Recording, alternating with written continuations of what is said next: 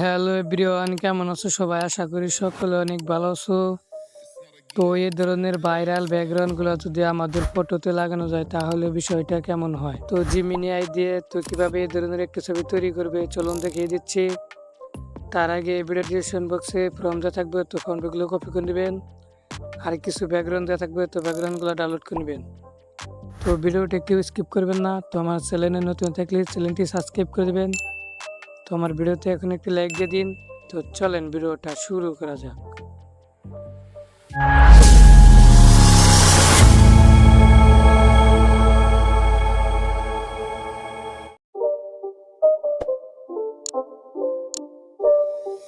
It's not a game, it's a rich thing.